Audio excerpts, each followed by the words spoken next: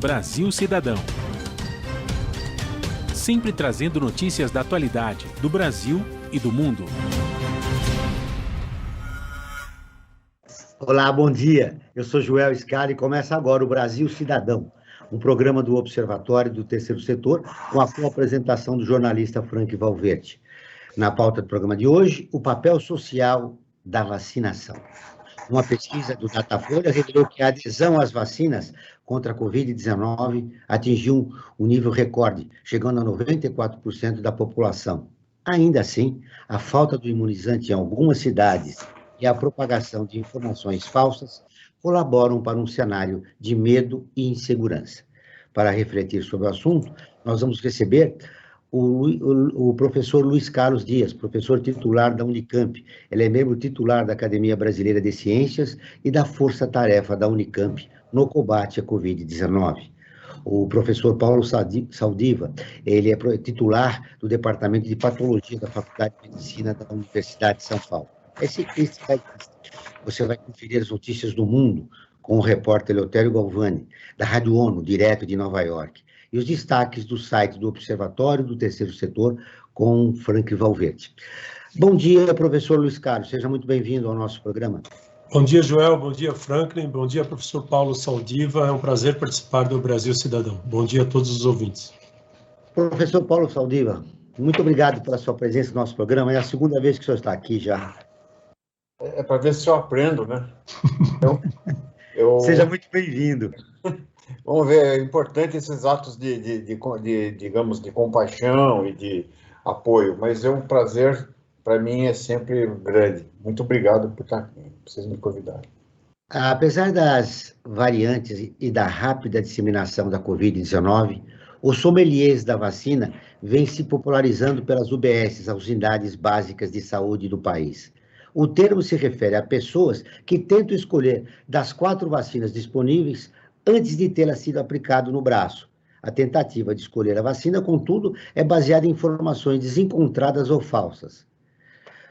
Professor Paulo Saldiva, faz sentido tentar escolher vacina num momento como agora?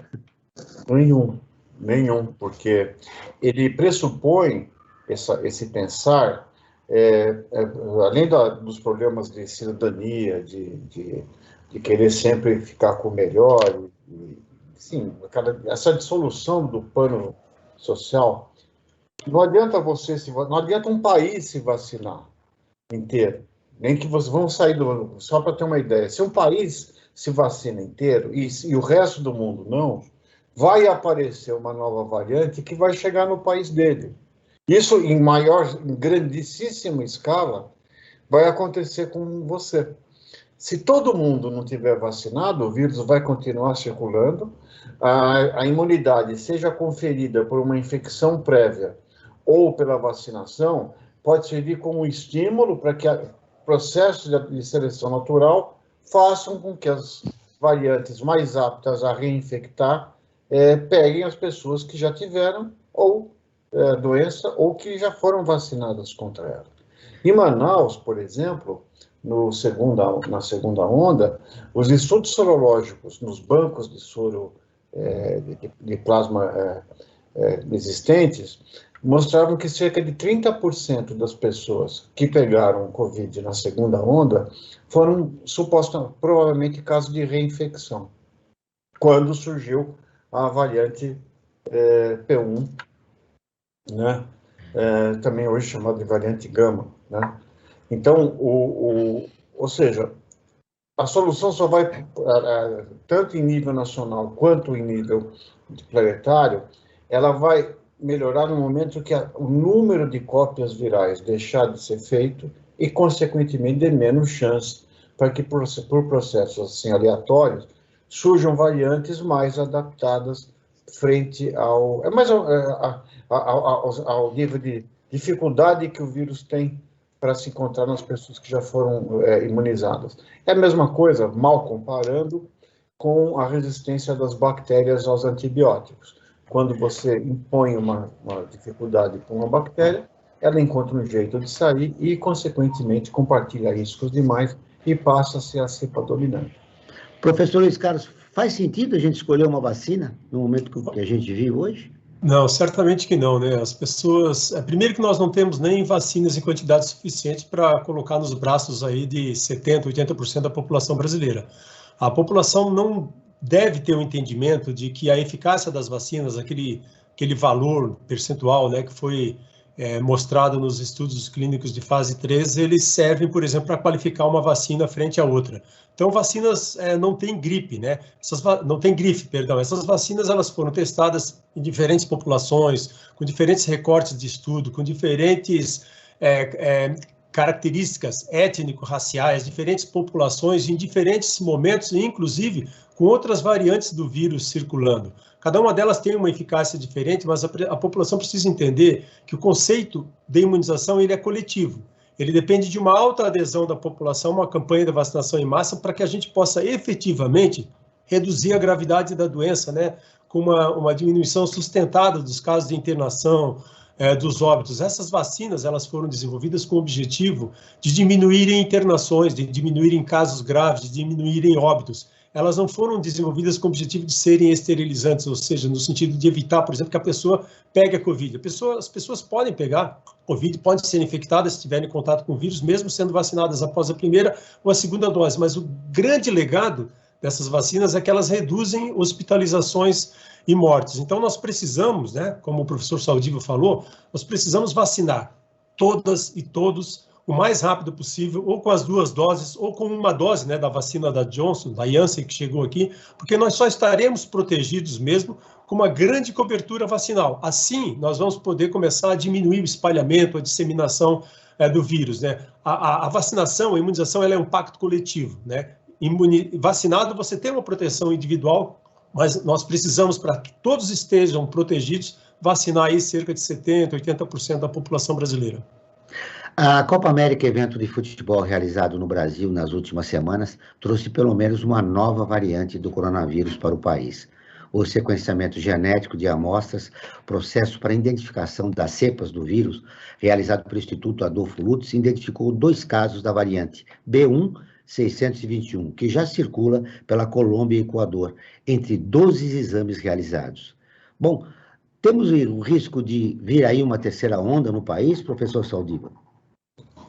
Bom, eu não seria talvez a pessoa mais qualificada para falar sobre o tema, porque eu estudo mais a biologia do vírus e tem até uma pitadinha meio antropológica, porque eu converso, ou sociológica, com as famílias dessas pessoas, tanto no momento que eu peço autorização para realizar a autópsia, e infelizmente, por ser uma autópsia que não abre o corpo, existe um sentimento de generosidade muito grande da população, e depois para explicar o que aconteceu, né?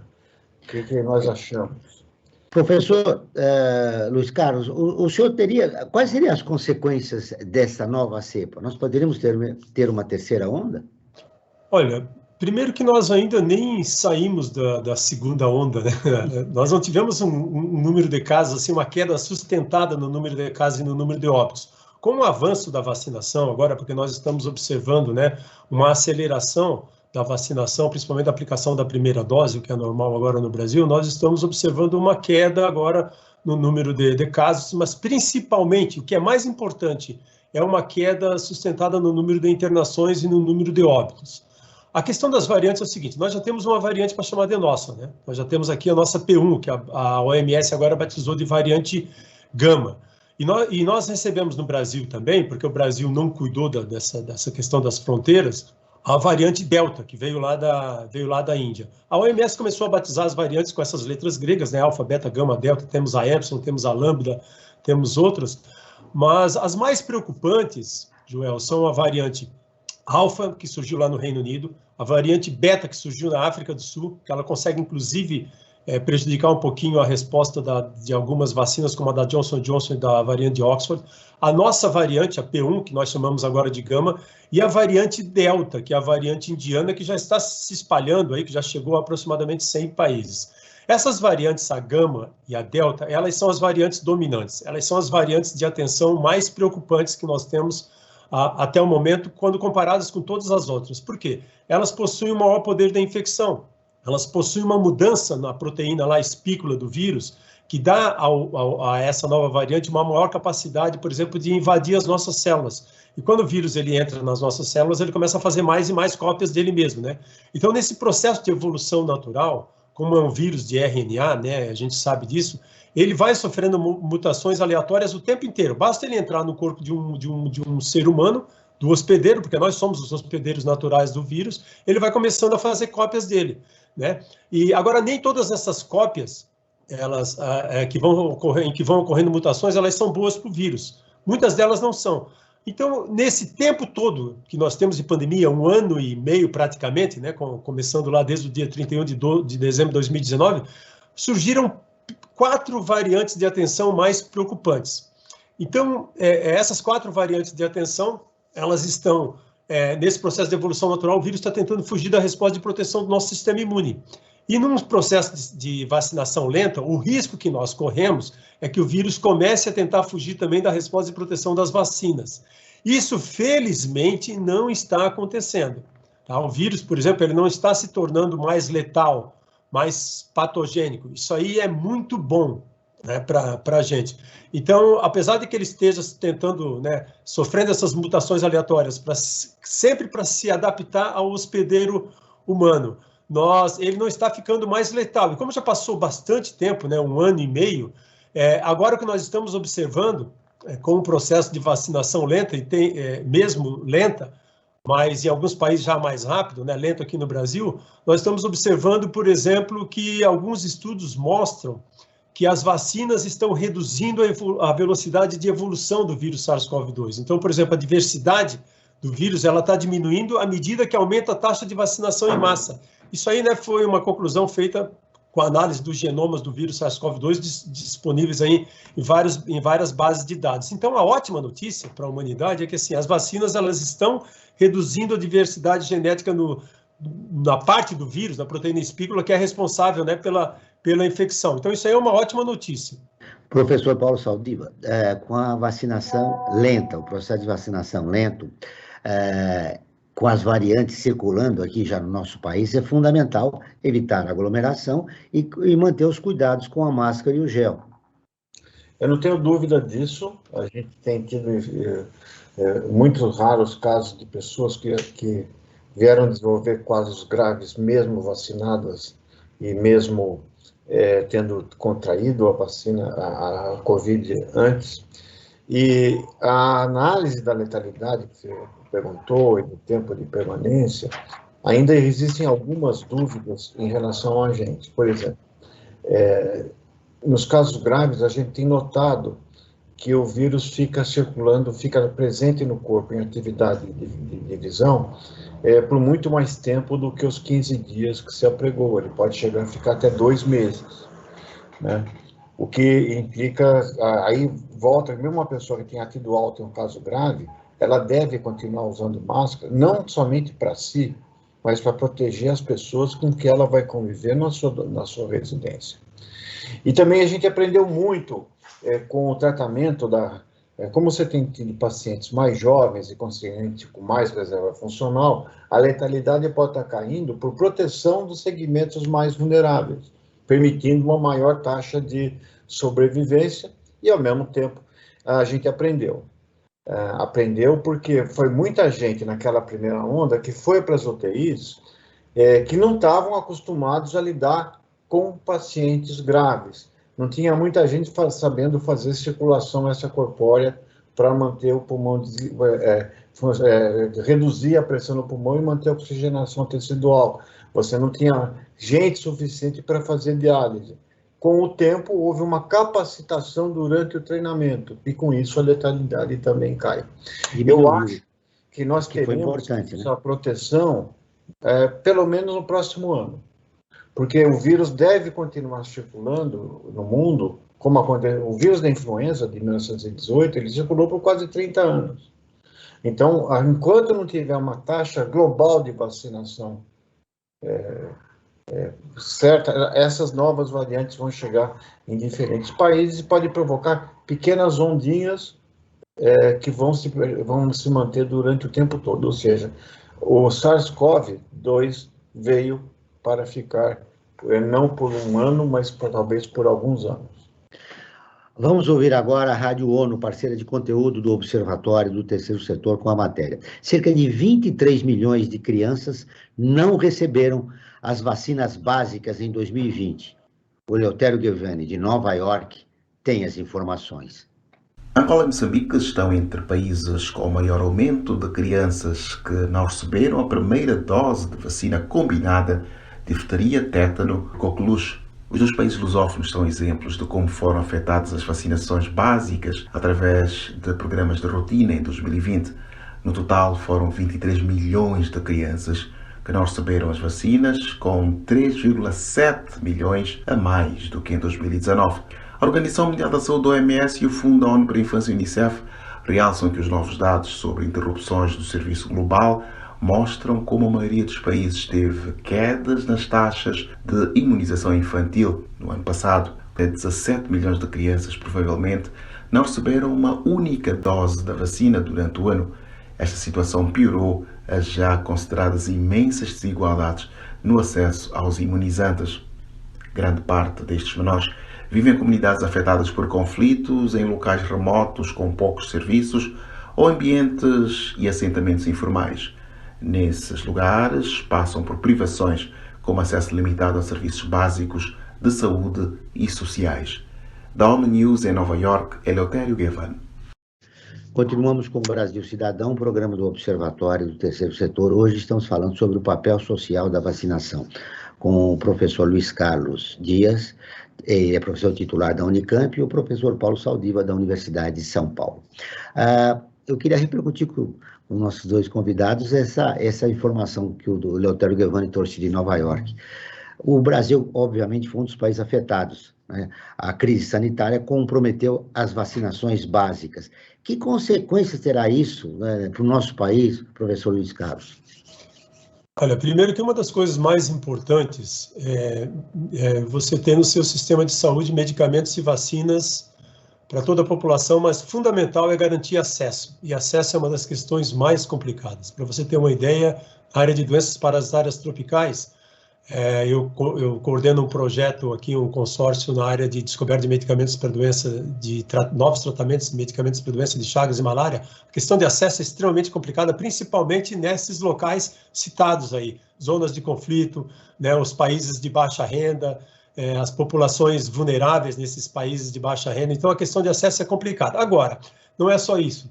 Nós temos também hesitação vacinal, nós temos o movimento anti-vacinas crescendo muito no mundo e crescendo muito aqui no Brasil. E esse movimento anti-vacinas, ele afeta a credibilidade das vacinas, ele coloca medo, ele assusta as pessoas em todos os países. Ele sempre foi muito forte nos Estados Unidos e alguns países europeus, mas nesse momento ele está afetando também a campanha de vacinação em massa contra a Covid, e nós podemos, por exemplo, ter perdas irreparáveis nas campanhas de vacinação para as nossas principais vacinas, né, do calendário vacinal para crianças até 5 anos. Veja que de 2018 para 2019, nós já tivemos uma queda na cobertura vacinal das principais vacinas para as nossas crianças até 5 anos no Brasil.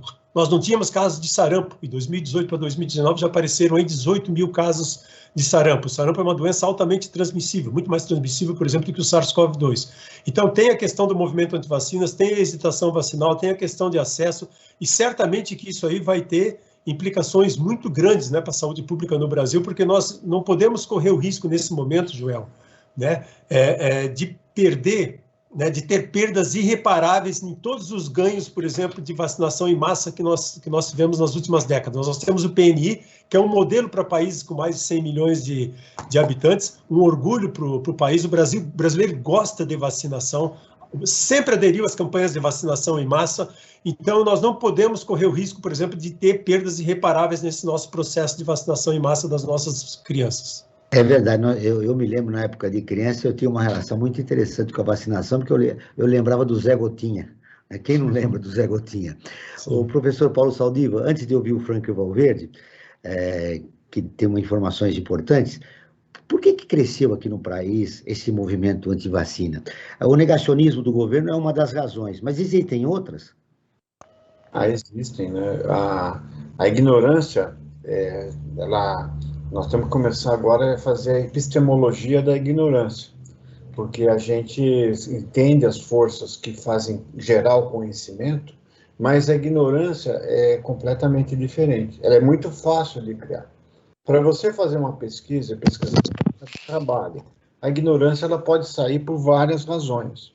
O movimento antivacinal, ele está enraizado, ele já existia desde os anos 70, e ele ganhou muita força com a vacina, quando o Wakefield publica no Lancet, em 98, um artigo, ou 99, não foi no final dos anos 90, que ele publica que há uma associação entre vacina tríplice e autismo. Ele virou uma celebridade, ganhou muito dinheiro com isso, só que o trabalho era fajuto. E por que ele fez isso? Qual a razão? É um distúrbio psicológico, é a ganância, são aspectos culturais. Então, hoje, o movimento antivacinal ele tem várias razões. A geopolítica, fazer uma série de ganhos, notoriedade e, inclusive, digamos, a ignorância natural que todos têm. E, além disso, o Brasil hoje está com uma taxa de vacinação de sarampo, a última vez que eu vi, da ordem de 50%. Caindo, né, quando você devia ter 80%. Então, embora os Estados Unidos tenham uma rejeição à vacina maior que o Brasil, os Estados Unidos vacina mais para sarampo do que o Brasil. Ou seja, não é só ignorância, não é só convicção. Existem fatores estruturais, existe a dificuldade das famílias compreenderem a importância disso, existe um desabastecimento de algumas vacinas que podem ajudar, existe todo um desmantelamento da estrutura de atenção primária que ocorreu no Brasil ao longo do tempo. Então, é muito complexo isso, mas nós estamos montando. Eu estou montando um grupo no Instituto de Estudos Avançados dedicado ao estudo da ignorância médica. Que foi isso é muito importante, porque a adesão a medicamentos aqui no Brasil durante a pandemia, que não tem comprovação científica, foi grande entre os médicos, né?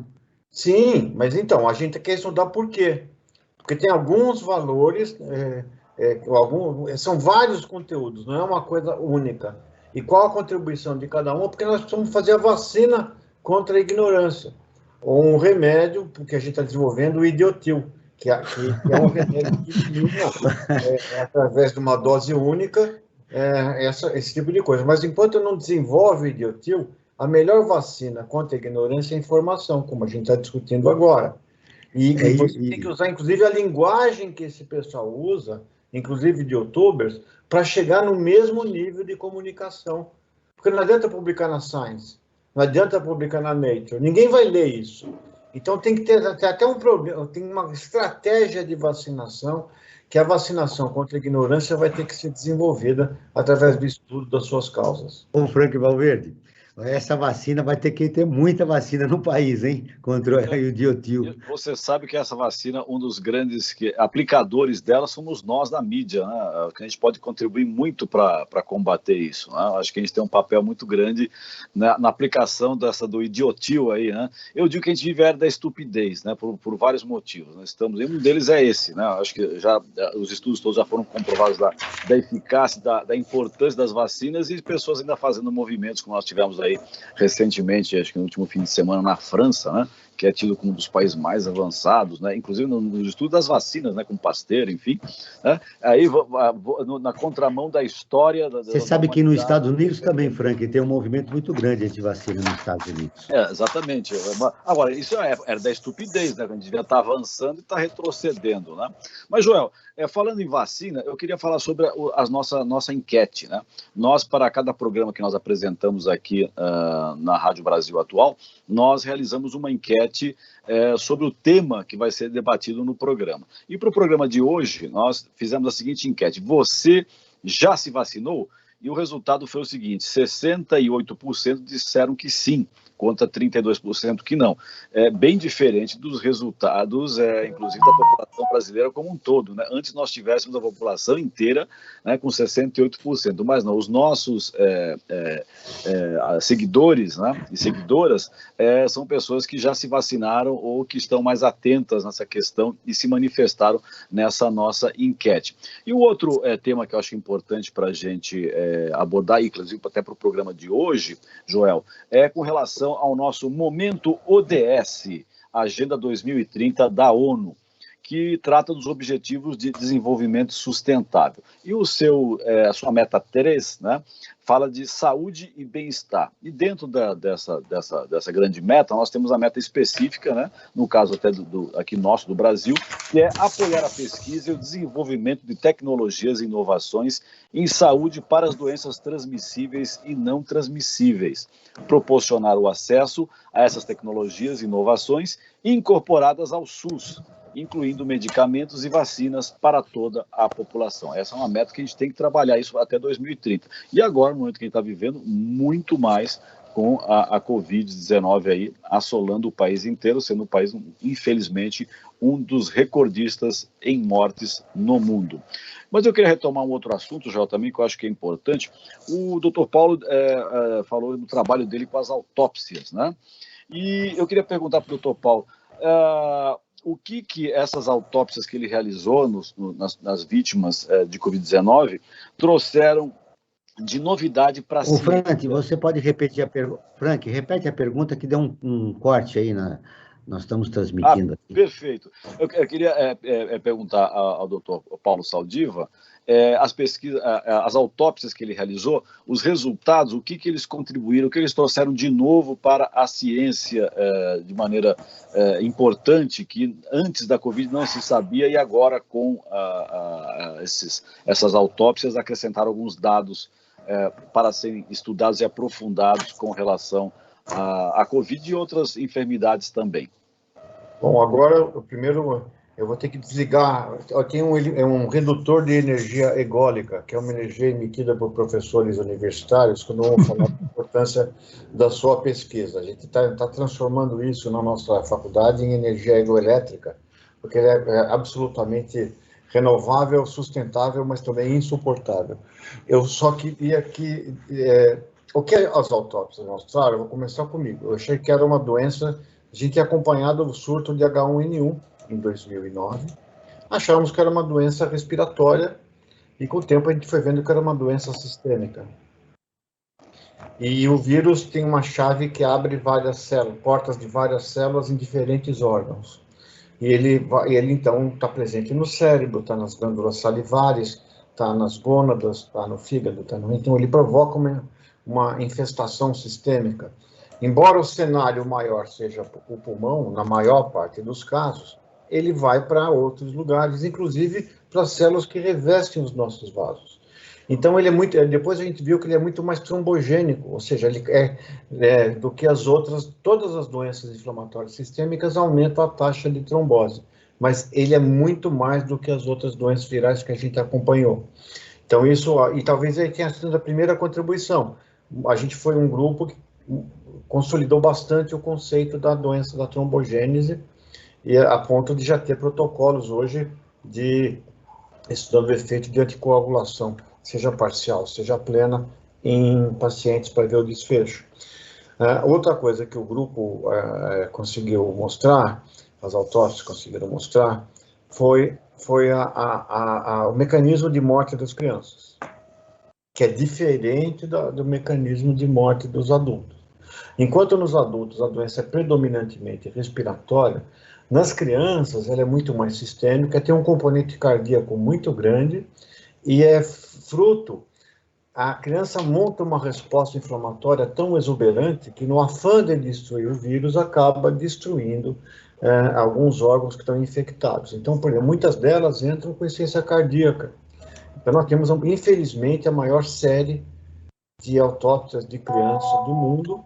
Aliás, acho que foi o grupo que mais fez autópsia de Covid no mundo.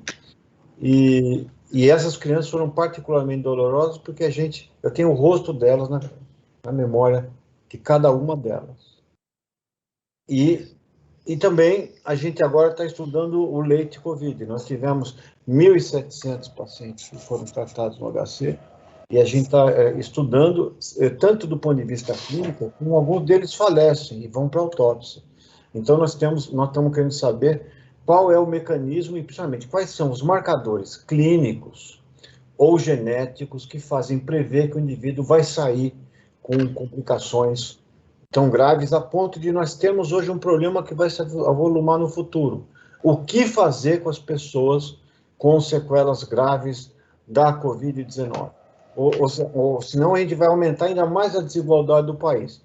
Você acha que uma pessoa que mora numa situação precária vai ter colchão, casca de ovo, cuidador, vai ter oxigenoterapia domiciliar? Quer dizer, como é que nós vamos fazer para lidar com uma massa muito grande que supera a capacidade atual de tratar as pessoas com incapacidade permanente. Então, é isso que a autópsia está ajudando e talvez ela venha ajudar mais, principalmente no caso de entender por que algumas pessoas evoluem dessa forma. É o inóculo, é a variante, é a conjunção dos dois, é o tempo que demorou para ele receber tratamento, aquela espera na UTI, ela pode ter terminado a doença se agravar, é a ventilação inadequada, o que foi que aconteceu? Então isso a gente precisa saber para evitar que outras pessoas passem por isso. O professor Luiz Carlos, o professor Saldiva evidenciou a importância, né, de se vacinar a população vulnerável, né, porque as sequelas podem ser graves, né, no andamento da vida da pessoa que contraiu a doença. Então, a vacinação, nesse momento, é fundamental, sobretudo para atingir essa população. Olha, a vacinação ela é a melhor estratégia que nós temos para sair dessa pandemia. Vacinar 70%, 80% da população brasileira, todos, né? Primeiro a população adulta, todos acima de 18 anos, e depois, né, muito provavelmente, nós vamos vacinar também os adolescentes e as crianças, né? Então, nós temos que vacinar não só os vulneráveis, nós começamos vacinando essas populações vulneráveis, mas nós só vamos sair da pandemia vacinando toda a população brasileira.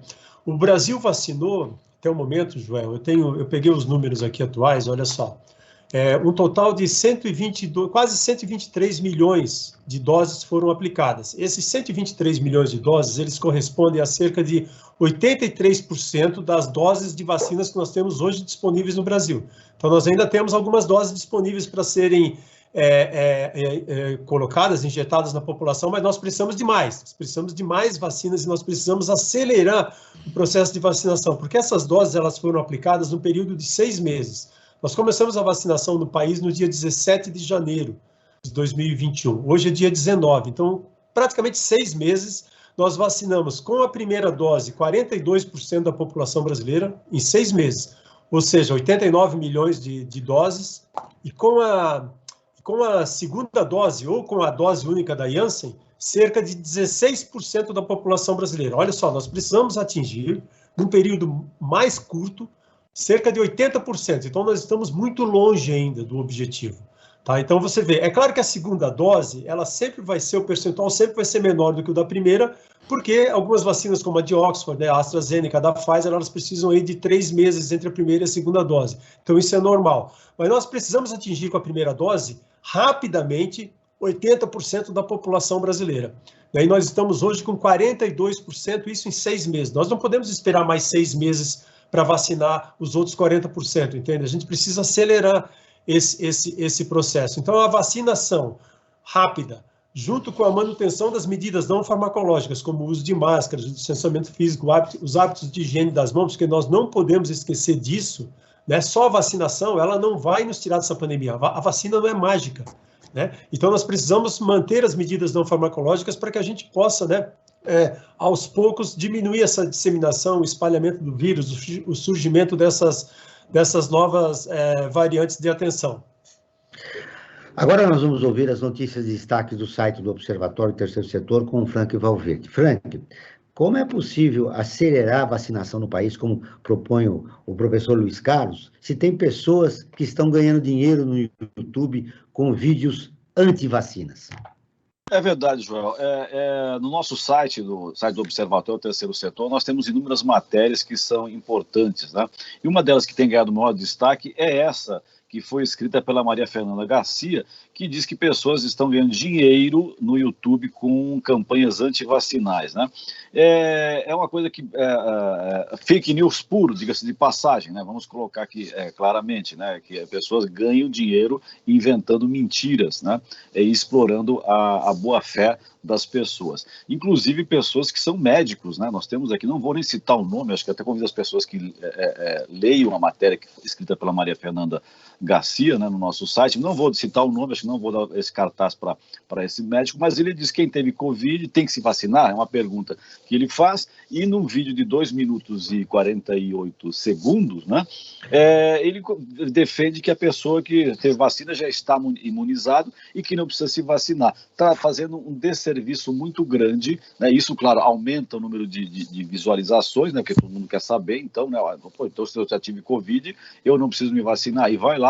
E, claro, essa visualização excessiva desses vídeos acaba monetarizando e ele ganha dinheiro com isso, né? Pessoas ganham vantagem. Então, quer dizer, é uma indústria que se faz paralela a isso, trabalhando com fake news, com as mentiras em detrimento do quê? Da boa-fé da população brasileira. E o maior exemplo disso, nós temos aqui em São Paulo, né, o nosso governador, né, que já teve Covid lá atrás, né, a coisa não sei precisar quando, mas vamos chutar há um ano atrás, um pouco menos, se já teve 2 doses da Coronavac, né, vacina do nosso Butantan, e infelizmente acabou de contrair novamente a Covid. O que mostra o quê? Que mesmo vacinado, né, e tendo Covid lá para trás, ele não estava totalmente imunizado, não estava 100%.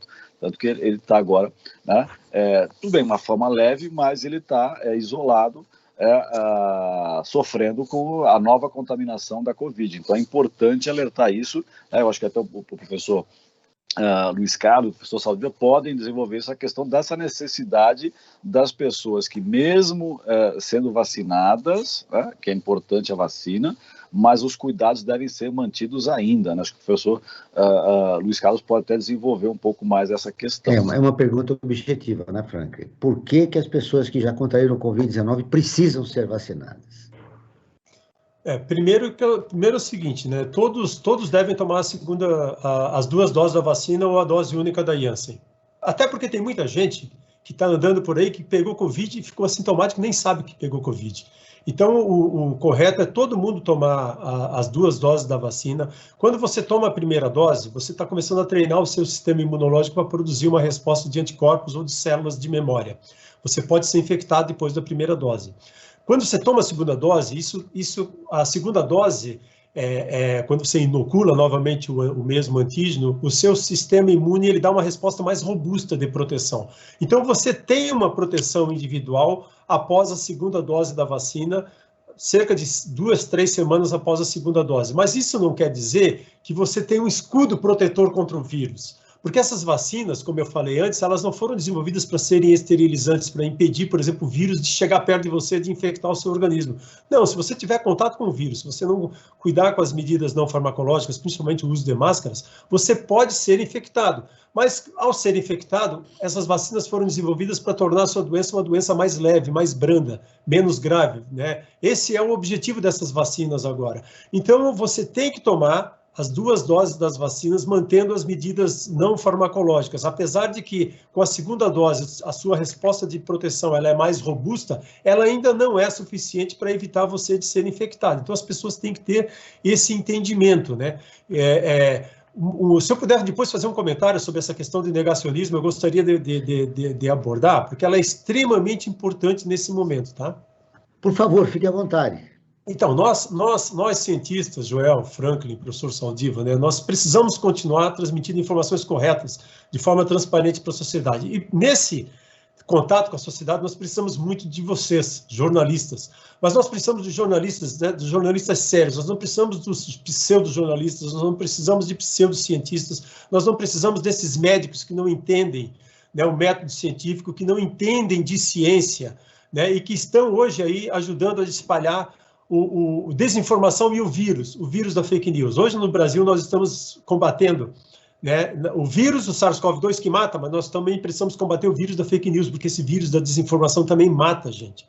Entende? Então é fundamental combater esse movimento que vem aí muito organizado, por exemplo, do Gabinete das Sombras, do Gabinete do Ódio. Isso existe, né? Vocês vejam uma matéria recentemente divulgada aí, né, no Globo, que dados científicos falsos, como eles vêm sendo, por exemplo, disseminados, inclusive por parlamentares. Então a sociedade brasileira precisa entender que as opiniões de cientistas qualificados, elas não podem ter, gente, o mesmo peso que opiniões de políticos, ou de pseudo-jornalistas que não têm formação científica, ou desses médicos que não acompanham a evolução da ciência. A população precisa entender que a ciência salva vidas, salva do negacionismo, salva do obscurantismo, e que nós estamos percebendo, num momento como esse de pandemia, que a confiança da população na ciência, ela aumenta. A Covid está mostrando que, gente, não há um mundo seguro sem ciência.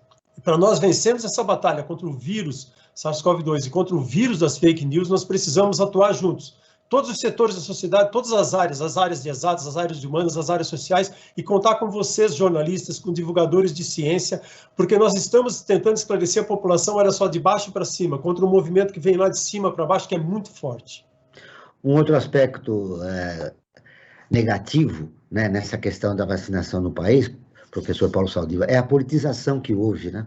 Ela criou um clima obscurantista e realmente atrapalhou a compreensão da população, do brasileiro médio. A fake news e a polarização política, ela existe em todas as pandemias. Se você for ver a descrição do Tucídides, da história da Guerra do Peloponeso, a morte do Péricles por uma febre que devastou Atenas foi atribuída aos persas. Se você imaginar que religião e um Deus punitivo ou um capeta que estava querendo destruir a gente, tudo isso também foi acompanhando as pandemias e as vítimas, né? Muita gente foi queimada, foram os judeus, foram os ciganos, e sempre também houve uma luta contra porque não que os movimentos sanitários não criaram autoritarismo, mas eles contribuíram, porque você tinha que vacinar. Veja a revolta da vacina. Então, isso aqui vem acompanhando a gente sempre, né? E agora, o que aconteceu é que a bobagem ganha pernas, assim como o bom ganha pernas. Por exemplo, vocês, como jornalistas, vocês acham que se tivesse Instagram, teria acontecido o Nagasaki? Ou se bastava a visão de Hiroshima destruída, você já teria um impedimento moral. É verdade. De fazer uma atrocidade. Agora, você tem esse movimento de ignorância que ganhou voz. O problema é que nós damos ouvidos. O fato deles falarem, a gente tem que ouvir. Então, a capacidade de discernimento do que é verdade. No meu grupo de turma, tem indivíduos que repassam absolutamente fake news. E até criei o verbo empenicar. Ele fica empenicando o ouvido da gente com algum, né? Bom, vamos manter o decoro acadêmico nesse espaço. Então, eu acho que o fato da gente ter a politização sempre foi palco, e agora a pandemia sempre foram questões de politização, e não são os persas, é a China. Você tem preconceito contra isso, então você mistura questões políticas, econômicas, culturais, ideológicas, e usa com isso, e usa até para isso o fetiche da ciência. Nunca a palavra ciência foi tão usada de forma tão errada, tanto utilizando de má ciência, como dizendo que fatos, por exemplo, quantas pessoas podem sentar num restaurante, se o restaurante fecha às 7 ou vai fechar às 10, se aquilo é baseado em ciência. Não tem nenhum estudo que mostre que o vírus se torna mais infectante depois das 7. E quanto ao fato de você se estudar, então muita gente fala de ciência como um fetiche, para legitimar ações que são, algumas vezes até escusas, e assim eu acho que Por isso que eu volto a reforçar o que foi já dito, que nós temos que vacinar, porque as vacinas não são esterilizantes. E mesmo que ela proteja da doença grave, ela não pode proteger alguém que não se vacinou e que você, por carregar o vírus de uma forma inadvertida, por estar assintomático, esteja comprometendo a saúde de outrem. Isso nos remete para essa falta de cidadania, para essa falta de empatia que está vigindo no mundo como se fosse uma pandemia também. O mundo onde você tem absoluto controle sobre si mesmo, você se julga dono de todos os seus direitos e quase nenhum dever em relação à sociedade que te envolve.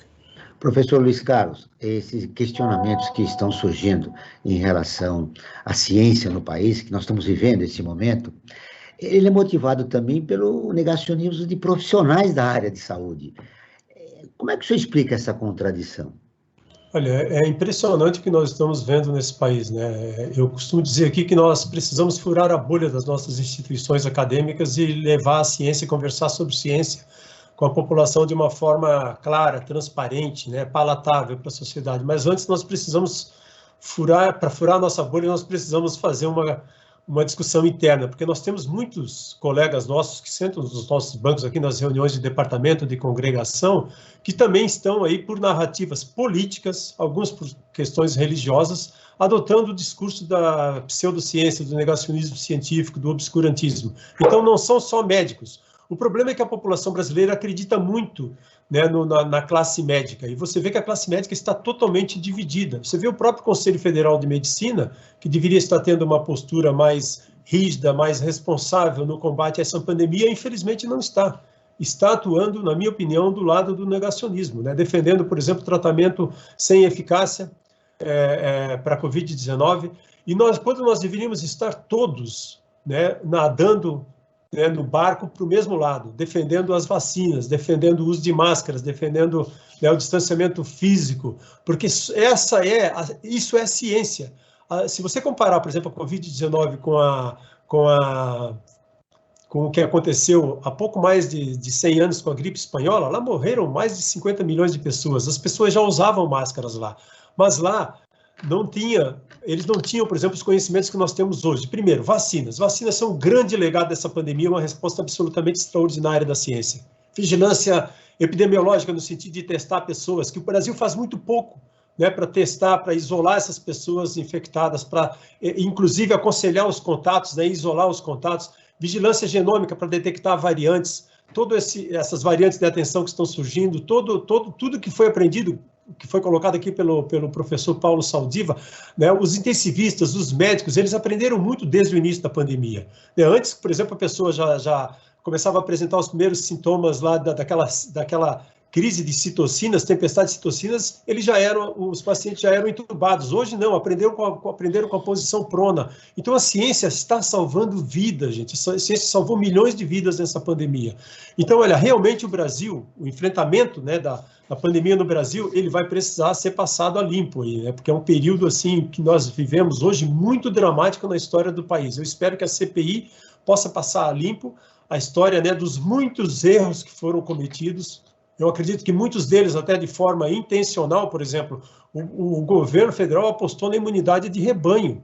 Isso aí parece que está muito claro. E não existe imunidade de rebanho ou imunidade coletiva. Eu nem gosto de usar o termo rebanho para uma doença que mata, que deixa sequelas, como o professor Saldiva colocou. Entendeu? Então, a questão é apostar em vacinas, né? Imunidade de rebanho para uma doença como a Covid-19, ela não existe. Certamente você perderia milhões de vidas. Então, assim, se ficar comprovado que alguns desses erros, né, foram intencionais, isso aí pode configurar um crime, né? Então, nesse momento nós estamos misturando, né, interesses políticos, interesses religiosos. Então, nós precisamos avaliar, né, se os erros e os desvios que aconteceram, todos os erros e desvios que aconteceram durante a pandemia. Frank Valverde, nós estamos com menos, né, de 10 minutos para acabar o programa. Você tem informações importantes e eu gostaria de a gente ocupar esse tempo para esclarecer a nossa população, a gente falou muito do negacionismo, a gente gostaria de falar da importância da vacinação. Nós temos que ser recorrentes, né? A importância da vacinação para evitar pessoas que se contaminem e para evitar mais mortes no país, que já passou de 544 mil pessoas mortas no país. Mas, Frank, quais são suas informações? Ó, Joel, acho que dentro dessa questão é muito importante dizer que o papel da mídia, né, está informando, e o Observatório do Terceiro Setor, acho que cumpre o seu papel. E nós criamos a campanha Observatório em Movimento. O que é essa campanha, essa Observatório em Movimento? É uma iniciativa que tem como objetivo ouvir especialistas das mais variadas áreas do conhecimento, dando informações, dando dicas de como viver melhor esse momento de pandemia que nós estamos vivendo e como viver o pós-pandemia. A informação, ela é essencial tanto quanto as vacinas nos dias de hoje, porque ela orienta na questão da importância da vacina e também nos procedimentos de como você fazer para se proteger. Temos que usar a máscara ainda, como foi dito tanto pelo Luiz Carlos como pelo Paulo, para o próximo ano, né, este ano aqui que estamos na metade, para o próximo ano vai continuar com esses cuidados todos. E rapidamente para finalizar, eu convido a todos e todas que visitem a nossa nova ferramenta, o Apoio Terceiro Setor, que é uma plataforma online de financiamento coletivo para organizações da sociedade civil com projetos em diversas áreas. Visitem apoio3setor.com.br, 3 em numeral, apoio3setor.com.br. E, Joel, para finalizar minha participação no programa de hoje, vamos continuar usando as máscaras e mantendo o distanciamento social, além de se vacinar. Muito bem, para fechar nosso programa, 2 minutos para cada um dos nossos convidados. O que mais importante vocês gostariam de deixar registrado no programa de hoje, que a gente acabou não falando, mas que é importante para que o nosso ouvinte ouça a respeito da vacinação, do negacionismo, enfim, da importância da vacinação contra a Covid-19 no nosso país. Eu começo com você, professor Luiz Carlos. Olha, primeiro, bom, eu agradeço aí, Franklin, Joel, professor Paulo Saldiva, né, um prazer participar do programa Brasil Cidadão. Gente, vacinação. A vacina é o grande legado dessa pandemia, uma resposta absolutamente extraordinária da ciência. Nós não estamos no momento de escolher vacinas, todas as vacinas foram estudadas, avaliadas, né, em várias fases de testes, e todas as vacinas que foram recomendadas e autorizadas pela Anvisa, elas são seguras e elas são eficazes. Então, vacinar é um ato de empatia, um ato de responsabilidade social. Quando você se vacina, você está se protegendo, mas com uma grande adesão da população, você está ajudando a proteger todos aqueles que eventualmente não puderem se vacinar por razões médicas, principalmente, né? Pessoas assim imunodeprimidas, pessoas com câncer agressivo. Nesse momento, crianças ainda não estão sendo vacinadas, né? As gestantes, né? As grávidas aí com comorbidades. Então, é um ato de empatia. É a nossa melhor chance para sair dessa pandemia. Nós precisamos vacinar rapidamente cerca de 70%, 80% da população brasileira. Até atingir esse percentual, nós precisamos, para evitar o espalhamento, a disseminação de vírus e o surgimento de novas variantes, manter as medidas não farmacológicas, como o uso de máscaras, o distanciamento físico, os hábitos de higiene das mãos. Isso salva vidas. Nós não podemos pensar em escolher vacinas nem em tomar uma terceira dose, porque no momento o mais importante é aplicar as 2 doses ou a dose da Janssen no maior número possível de pessoas nesse país. Depois vamos deixar essa questão, né, de que país aceita determinada vacina ou de uma terceira dose para o futuro. O nosso primeiro objetivo é sair dessa pandemia, e a vacinação, né, está mostrando isso no mundo inteiro, está mostrando também aqui no país, né, que nós já estamos observando uma diminuição no número de internações em UTI, no número de mortes, e isso aí é que é o mais importante no momento. Então, que é fundamental. Então, eu deixo um abraço e muita gratidão a todas e todos. Nós que agradecemos pela entrevista. Professor Paulo Saldiva, suas considerações finais, o que mais importante você gostaria de deixar registrado nesse último minuto do programa? Bom, eu primeiro queria dizer que eu sou um otimista, apesar de eu lidar com gente morta, casos graves, e está no limite entre o aquém e o além, eu diria que nós vamos sair melhor disso, na ciência sem dúvida, inclusive na visão que se tem da ciência. E todo mundo, para esse medo, para essa insegurança que a gente está passando, o antídoto nunca vai ser coragem, mas é esperança. E o caminho mais rápido para a esperança é a vacina. A vacina que vai fazer a epidemia voltar, a gente poder se aproximar de um mundo parecido com o que era antes, mas certamente ele não será igual. Então, a importância da vacinação, além da questão de saúde, é o caminho mais rápido para a recomposição da estrutura social e voltar a emprego, voltar à educação e voltar todos os outros efeitos colaterais causados pela pandemia, que vão além, para você recuperar as escolas e estudar jeito de recuperar esse gap educacional das crianças, principalmente as mais carentes, que ficaram em casa sem poder acompanhar a teleeducação, não tinha estrutura para isso.